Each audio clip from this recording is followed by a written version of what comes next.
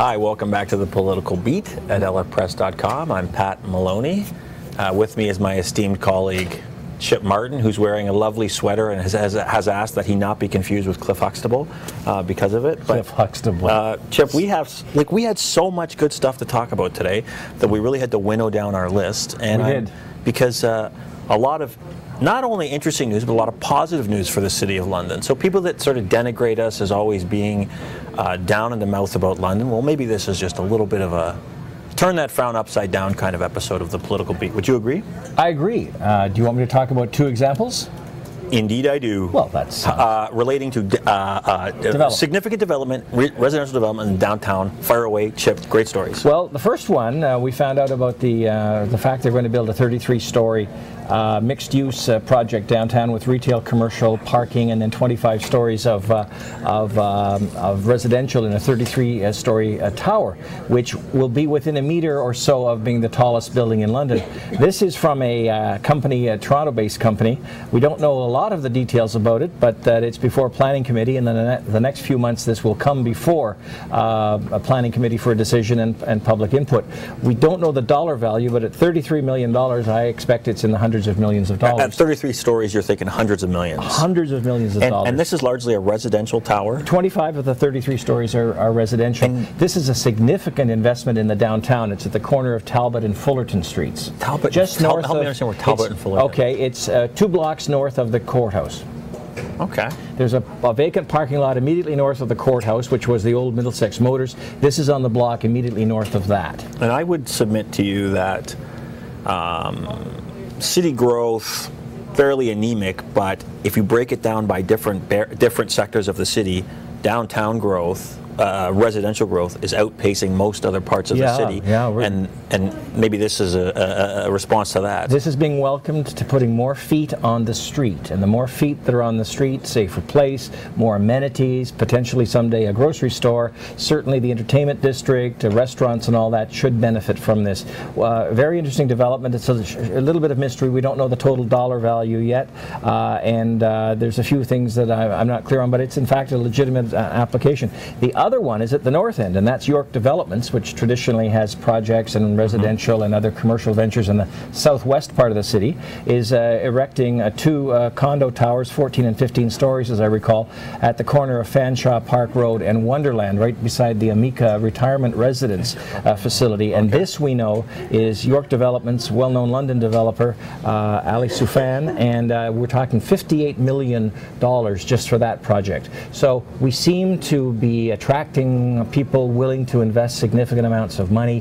One wonders if the slump that we've been in, if these are signs that maybe things are turning around. Certainly there are some people with deep pockets that are expressing some confidence in the City of London. And these are people who are serious players. If you're building a 33-story high-rise and would clearly be doing their research and would see something of merit in a city that has been down in the mouth for several years. Yeah. And I just, when you wrote that story about the 33-story building that's going to be downtown, I particularly get excited about the York one up north. Okay, that's fine, that's great.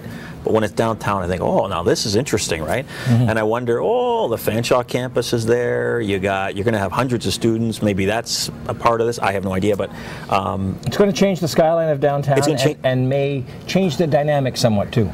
I totally agree, and I just think it's such an exciting thing because it suggests,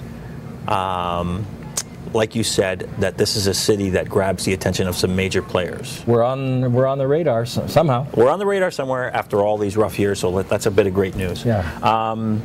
We're not always just nattering nabobs of negativism. This is good news. Oh yes, we're turn that frown upside down. That's what I always say. That's my motto. Look ahead to the city budget. So this is the big bad city budget. This is $1 billion document that comes down next week, and politicians will spend a little bit of December, much of January, and much of February debating it before they finally settle on what your tax increase is going to be for the year 2014. Of course, 3 years in a row we went into it, and zero was the mantra. We're going to have a tax freeze because the mayor had, of course, promised forced rate tax freezes. Last year, the third year, he walked away from that freeze. He said, no, we're not going to do that. We're going to focus on growth instead. So we ended up with a tax hike of somewhere in the order of 1%, I think, which was pretty, I mean, that's pretty reasonable, right? Let's not complain about that. But this year, I would submit to you, there's no way we're getting to a zero. I don't even think it's part of the conversation. There's a lot of upward pressure on it, and I think the poster boy for upward pressure is the police services budget. Yes, which is again looking for $3+ million extra, and then you had the mayor take what I'll ask your advice on this because you covered City Hall for so long. I have never seen a mayor issue a statement, not directed at the police force, but directed at the police officers and their union, and say, take a rollback on the contract I helped negotiate for you. Take a 0.5% rollback, make life easier for everybody. I actually could see a lot of people appreciating the sentiment and saying, yes, police need to take a rollback, but the way he did it, have you ever seen anything like that before? No, because as you point out, he was part of the Police Services Board that negotiated that contract with the police. There's a collective agreement in place. Whether we like it or not, it has certain contractual obligations, and to all of a sudden say out of the blue that we want these people to take a rollback on their salary, I think that's a little bit much. And there goes the walkthrough again by our editor. Yes, I think that's a bit much and a little quite unrealistic, and an awful lot of grandstanding. Not unlike another bit of grandstanding we're seeing on the police services budget, if we're not getting ahead of ourselves here. Which would be Councillor Branscombe and Councillor Bud Polehill saying you're not getting. I think it's a 4% hike. You'll be getting a 0% hike, let the police work it out, and if they have to lay off people, so be it. Which again, a lot of people will support that idea. A lot of people would support that idea. It's a bit more responsible than saying when there's a collective agreement in place, we're asking you people to take a cut back on your wages. And again, the difference is Polehill and Branscombe directed at the London Police brass, not in a press release at the London Police Union, yes, right? Which is what the mayor did. Yeah. Now, again, I would say that a lot of people would agree with the sentiment of what the mayor did, but I wonder if the word maybe a little bit desperate comes to mind that he would do this, and I'm sort of wondering, was there a sober second thought before that press release came out? Because I didn't think it was well advised. I didn't think it was a smart move. I mean, Joe's been around a long time. He knows a lot more than I do about politics, but I just thought, well, he has been out of the headlines recently. There's been another mayor not far from here that's been in the headlines. Sounds familiar. Who knows? Maybe somebody wanted some attention. I don't know. However, I think that if you were to say,